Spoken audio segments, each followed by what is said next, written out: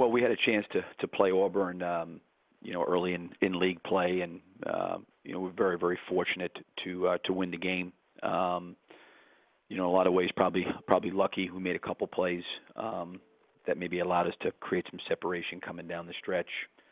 Certainly, they've got an outstanding, backcourt duo with Harrell and Denson, and I think Tony's done a great job of putting those guys in position to be extremely successful what they do offensively. And then obviously, Dixon Tatum up front, his ability to offensive rebound, Payne being an older guy. So, I think that they're playing very, very good basketball right now, and this whole SEC play, they're right there, and Tony's done a terrific job with his team. Okay, our first question is from Blair Kirchhoff of the Kansas City Star. Billy, with the big win Saturday and the lead that you all have in the conference race now, it would seem natural to lose a little focus, and I'm wondering if having a veteran team will prevent that from happening. Yeah, I don't know. I think, every time you come out of a game, win or lose, you're always dealing with something. I always say this is always residual effect from any game you play in.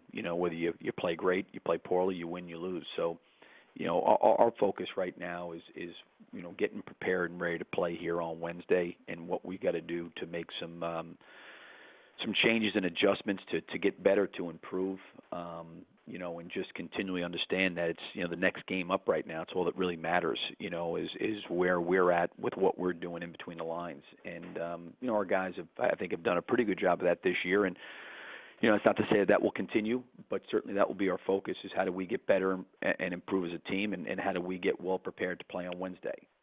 And that folds in all this number one seed talk as well? Yeah, I don't know if our guys really pay attention to all that stuff, to be honest with you. And plus, I think that right now, one of the great topics of conversation always this time of year is bubble and seeding and stuff like that. We got 6 games left to play in an SEC tournament. There's going to be a lot of ebbs and flows and changes and stuff, and we never talk about that stuff in terms of a seed or anything else like that. To me, it just gives your team way too much to think about. Those things are going to take care of themselves based on how you perform each and every game.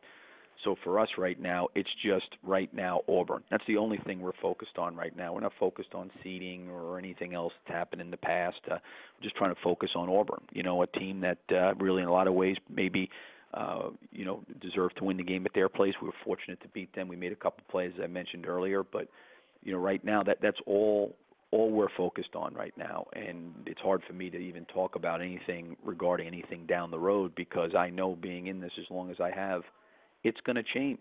It changes every game, and it changes every week, and it will continually change. And we'll worry about any kind of seeding once Selection Sunday comes. But for right now, we're just focused on our next game. Thanks, Billy. Okay. Next question is from Jerry Tipton of the Lexington Herald-Leader. Billy, along those same lines, I'm wondering if besides the next opponent, you guys are playing to a standard, to your own standard of how you all should play. I think that's it, Jerry. That's what we're trying to do. We're trying to, regardless of anything else that's going on, is focusing on us being the best we can be. And, how we need to go about practice every day, how do we need to go about preparation. For me as a coach, and I think our guys, that's the only thing that matters. That's the only thing that's really important. It's the only thing we have control over.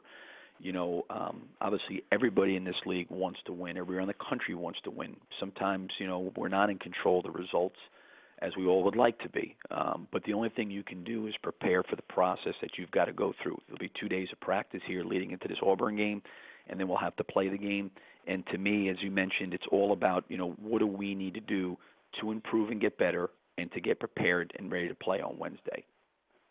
And looking a little bit ahead with Marshall Henderson on the weekend, I'm wondering, any sort of volume shooter like that who can get really hot, how much is that an X factor that, that's a little different from the usual game planning?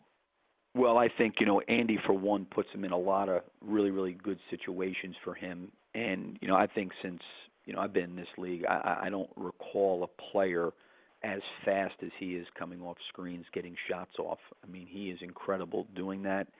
And there are times that you can play really, really good defense, and it really doesn't make a difference. And I think that's probably a tribute to Henderson and his ability to shoot the ball. But certainly he's a unique, talented player, and the thing that I admire most about him is what a great competitor he is and how much he loves playing. So, he's certainly a handful to get ready for. But they've also got a lot of other good players besides him that are playing very well. Thanks. Next question is from Josh Pate of IMG College. Coach, good morning. This is a little bit of more of a big picture type of question, but with the SEC tournament being held in the Georgia Dome this year, do you have any special memories that stick out for you, or anything that makes it special or unique about playing in the Georgia Dome, playing that tournament atmosphere there? I really don't. I mean, I think heck, it just seems like we're always in Nashville. I can't remember where the heck the last time we played in the Georgia Dome was. The one thing I would probably say stands out, just because I saw it on TV a couple of weeks ago, was what happened with the tornadoes that came through there, and what happened. That obviously was something I think that stood out for everybody. But, maybe I'm getting old here. I can't even remember, a lot there. I know, one year we played there, and I think later on the Final Four was being held there as well. But I think the Georgia Dome for SEC basketball has always been a great venue, just because it's in Atlanta. It's obviously a major city in the Southeast. It's easy to get there. It's accessible for fans. And obviously, as the NCAA tournament has grown, you're playing in a lot more of dome settings and those kind of things. So I think that was probably some of the philosophy behind it as well. But I've always enjoyed, whether it's been Memphis, Atlanta, Nashville, I think our league does a great job with the tournament, getting prepared each and every year. Thanks. Next question is from Larry Vaught of the Danville Advocate-Messenger. Yeah, good morning, Billy. I just wonder if you could share a little bit of maybe what you said to Julius Randle after the game the other night that brought such a big smile to his face when you were talking to him.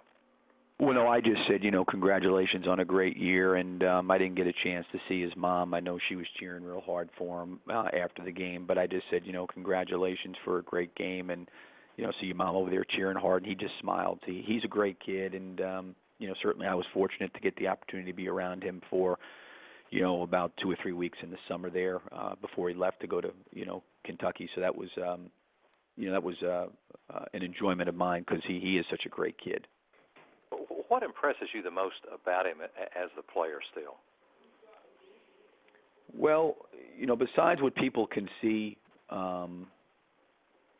with his talent and his skill and the way he puts it on the floor and his size, and again, John can probably comment better about this than I can, because I had him for a short period of time. The thing I was really impressed with him is when I had him, he was the same guy every single day. He was the same guy. Whether we went double sessions because there was a lot to get prepared for, because we only had about a week of practice before we competed. So we had to do double sessions. As a young kid, being in high school and maybe not going through college practices before and playing against other good players, he was always there early. He was getting shots up. He was always ready to go. He had a smile on his face. He enjoyed playing. He enjoyed working and competing and trying to get better. And I thought he was an everyday guy. Now obviously that was only for a couple of weeks. College basketball season's a lot longer. I'm sure, like most guys, there's going to be ups and downs. But I always appreciated his disposition in practice each day. Thank you. Okay, we have a question from Bob Holt of the Arkansas Democrat-Gazette. Hey, Billy, how you doing? Good, Bob. Looking at your all's game against Mississippi State earlier, it looked like I.J. Reddy had a pretty decent game. I was wondering I know it was a few games ago, but I was wondering what you thought of his play, maybe what kind of future he's got in this league. Yeah, I think he's going to be a very, very good player. I think Rick has got a really good nucleus of young players that, from last year you can definitely see the growth and development of Sword and Ware and Thomas Johnson. But Reddy's going to be a very, very good point guard. He's got, good scoring ability. He's got good speed. He's a young kid. Bloodman is a guy that has obviously got good speed and kind of gets in the lane. But, Reddy seems like a guy that's going to end up being, to me, a point guard that's going to have the ability to score and be a very, very good scorer for them.